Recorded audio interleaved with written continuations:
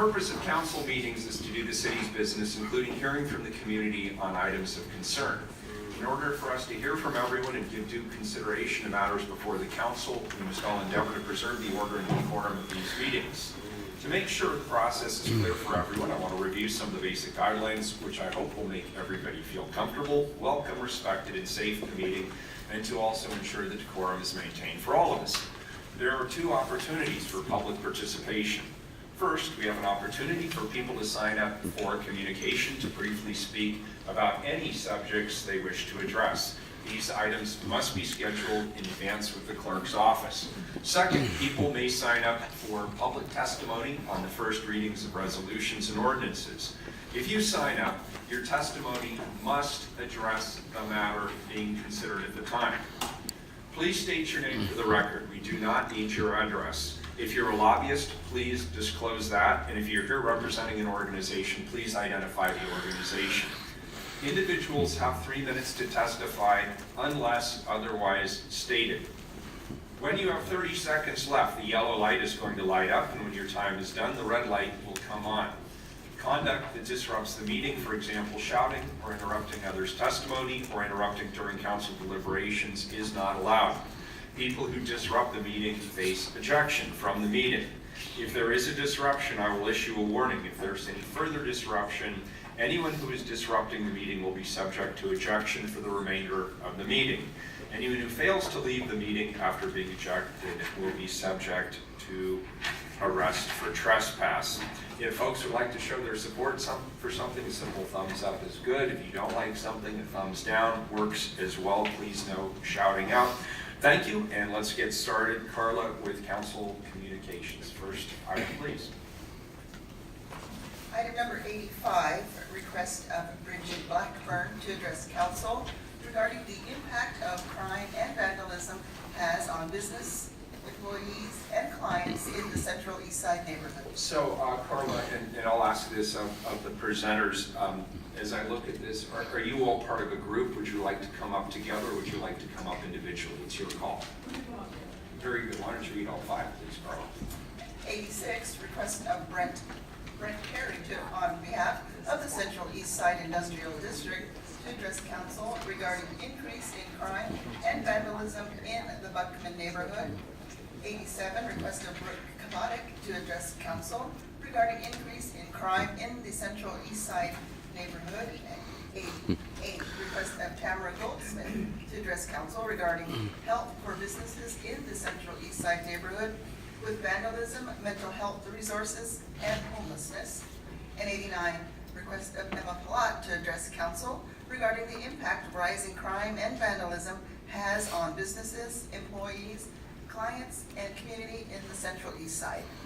Very good. And a reminder, name for the record, when the light comes on, the red light, your time is up.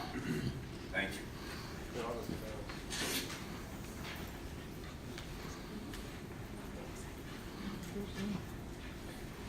Good morning. Hi, I'm Bridget Blackburn. I'm the co-owner of Cargo. We're a 20-year-old independent business that relocated into the Central East Side about 3.5 years ago. When we moved into the neighborhood, we formed a small, informal group of businesses with goals to promote our businesses and create community standards. 3 years later, we're now a part of the Merchants and Maples Committee, which is a part of the Central East Side Industrial Council. We work frequently with the city's crime prevention specialists and have formed a robust business watch program with numerous trainings led mostly by Mark Wells and Terry Papino. We hold regular quarterly district cleanups in the district. We partner with Solve, the City of Portland's Graffiti Abatement Task Force, and your Pick It Up Portland initiative. We have also started regular cleanups with Center City Concerns Clean Start program. And we have funded, in part with grants through Venture Portland, both the first ever district-wide map and the new CDIC website. We have seen a spike in property damage, vandalism, deterrence to our customers coming to the area because of smash and grabs in cars. Rather than go through a list of all of those specific stories and hardships, I'd like to speak to a few possible challenges that I think we might be able to come up with a partnership to come to some solutions to. One is we need a much more efficient way to work across jurisdictions. We, for instance, when we have to clean up garbage or graffiti from our area, we have to identify ownership and get permission from all kinds of groups like ODOT, the Multnomah County, PBOT for parking meters, BES for bioswales, Union Pacific runs through our district, and then City of Portland and private landowners as well. We have a short list of requests that we would like to make from each of those departments that would result in much quicker response so that we could have higher cleaning response and that would eventually minimize the issues we're seeing on those streets. Our time is too valuable as volunteers to be caught in the red tape, and we know the mayor's office has seen some of these issues, especially in working with departments like ODOT. Finally, we also need to come up with a way to address the lack of public restrooms. During my time over the last 3 years leading cleanups with Solve, I learned a lot about public safety and keeping our volunteers safe from the contamination of human waste. In the Central East Side, we're very connected to the river and its health. From 2nd Avenue down, the catchment flows right into the river. We need innovation around this problem, and one idea might be to get actual camp toilets, the same kind of thing that you're using when you're rafting on rivers in Oregon, and have something like a waste collection site available for them. This solution, in my experience as a camper, costs $18, and I can go to a waste collection site. We'd like to start a discussion with you around solutions like this. Very good. Thank you. Thank you. Not sure who would like to go next. Okay. Good morning. My name is Tamara Goldsmith. I've been a business owner of a retail shop in the Central East Side for the past 12 years. In recent years, we've faced incredible new challenges. Break-ins are occurring much more frequently, vandalism is rampant, and shoplifting is now a regular occurrence. Drug paraphernalia, garbage, urine, and feces are something shop owners have to clean up on their doorsteps on a regular basis. We're in regular contact with people exhibiting belligerent and erratic behavior who appear to be either in opiate withdrawal or experiencing a mental health crisis. Not only am I concerned for the safety of myself and my staff, but also for my customers and our community at large. Historically, we've relied on the calling of 911 for help, but the response time is slow and reporting process is confusing and generally inadequate in addressing the roots of our bigger problems. About 2 years ago, frustrated by these circumstances, I started a closed Facebook group called PDX Theft Watch. As an online community of small business retailers and now 600 members strong, we provide a support network to one another while addressing security and safety concerns. We circulate immediate warnings, ideas, stories, surveillance photos, and descriptions of perpetrators to one another. We encourage others to file police reports, which helps build interconnected cases using shared information. The biggest issues we have are with known chronic thieves and people who repeatedly engage in violent behavior or enjoy creating a public nuisance. What I would ask from the city is for some sort of a similarly coordinated method of communicating the issues business owners have with an appointed liaison and local law enforcement. We need a single representative at the PPD who we can rely on to return our calls, help us build cases against known chronic shoplifters, and help us create a network of better communication about incidents involving repeat offenders. Having a single appointed official to connect with would eliminate the confusion we often have when trying to link multiple case numbers against a single chronic shoplifter. Our Facebook group has proven to be an incredible resource, but what it lacks is the experience, guidance, and database of the PPD. If we can utilize technology to communicate better through some sort of online system that effectively circulates safety and security information and provides a simple platform to connect the business community with law enforcement, I think that would give us all hope. A few more ideas that other Theft Watch group members have suggested online. Number 1, public bathrooms in and around downtown and the Central East Side. Number 2, more security foot patrols day and night in high traffic shopping areas. 3, more public campaigns and education about the availability of social services and programs like LEAD, Central City Concern, and Outside In. 4, funding and approval of new programs like Safer Spaces, which seeks to mitigate drug-related issues by providing a supervised facility for users to use in private, giving users access to immediate treatment options as a humane alternative to incarceration or overdose. 5, more direct access to addiction and mental health services, not restricted only to PPD referrals. 6, addressing the housing crisis with taxation of corporations and the wealthy to provide more emergency shelters, supportive transitional housing, and subsidized affordable housing. 7, initiatives could be funded by increasing the property taxes on vacant commercial space. When a landlord leaves a building vacant, consider increasing their tax rate. I have one more.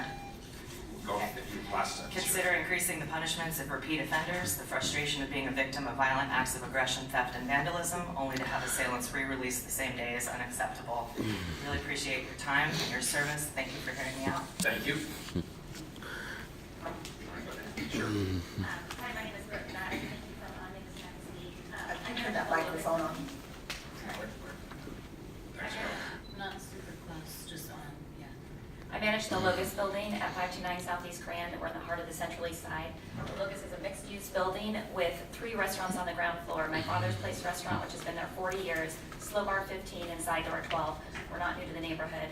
We're across the street from City Team Ministries, and we share a wall with the Columbia Shelter. City Team Ministries and our building have coexisted just fine for over 20 years. We've advocated for transition projects to residential type of building as long as possible. With that said, over the last 2 years, this last one in particular, we've experienced a level of increased crime that is tremendously affecting our businesses and the safety of our employees and our patrons. Over the last year, we've installed a door entry system at the Locust so that our main entrance is locked at all times. My Father's Place has hired night security. U.S. Bank has installed gates around their parking lots and has hired a full-time security guard inside their branch. The Shell gas station now has a night security patrol, and both the Barber Block and City Team Ministries have installed metal gates around their doors. All of this in the last year. Regular patrons of my Father's Place no longer come because they've been harassed time and time again and don't feel it's safe. Employees of the restaurant have been threatened on numerous occasions, and one was assaulted bad enough that he was knocked out and taken to the ER where he was treated for concussion stitches. Windows smashed, graffiti, sidewalks defecated, urinated on, needles found, fires set on street corners, drug deals, shootings, assaults. I mean, I could go on for hours about specific examples. Instead, I took photos to document the ongoing issues that we're dealing with around our building. Please take the time to go through each one of these photos and the wording underneath it. It's really hard to capture these on photos. I'm only at our building a few hours a day, and most of that's in my office, so what you're seeing is just a tiny snapshot of what's happening all day, every day around our building. We are losing business because of crime. On numerous occasions, the police officers responding to our calls have told me that they normally work as a specialty unit like drug enforcement, and this is not their area of expertise. We are asking you, the city, for a public safety action committee in the Central East Side. We really need this. We're asking you, the city, for a district officer that knows us, knows our community and its challenges. We need this. We are asking the city to allow the police to enforce laws that are already set in place. For example, Code 14A.50.010, no alcohol consumption on sidewalks. Or .020 prohibits camping on public right-of-ways. Or .030 and 035, leaving sidewalks clear for pedestrians and wheelchairs. I don't know why these aren't being enforced already. We've lost long-term staff, we've lost long-term customers, people that know the neighborhood but no longer feel it's safe. We need your help, and I invite you on the first sunny day of spring to come have lunch outside at Slow Bar to see why. I would also like to know who we can follow up with at the city regarding the Public Safety Action Committee and a district officer. Thank you so much for your time. Thank you.